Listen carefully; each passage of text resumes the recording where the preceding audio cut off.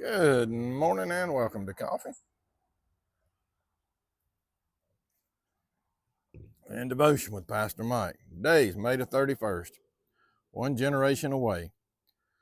When all that generation had been gathered to their fathers, another generation arose after them who did not know the Lord, nor the work which he had done for Israel in Judges 2:10.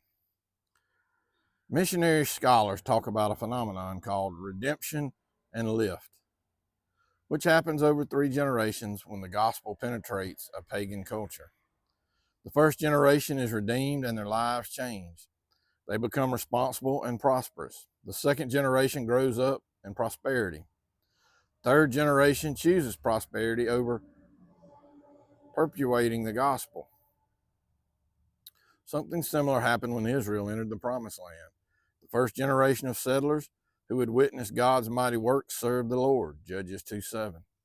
Then Joshua died, and a new generation arose who did not know the Lord. That is, they had not witnessed God's saving acts and mighty power. They fell away from God and began worshiping the gods of the peoples who lived around them in Judges 2:10 through 12. This began the 7 cycles of judgment and deliverance described in the book of Judges. It has been said that societies, families, churches, and other institutions are always 1 or 2 generations away from dissolution.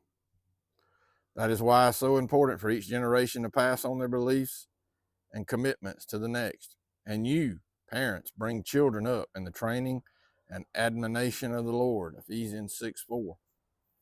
Remember, have a cup of coffee and a chat with Jesus. And as always, peace and blessings, and Jesus loves you.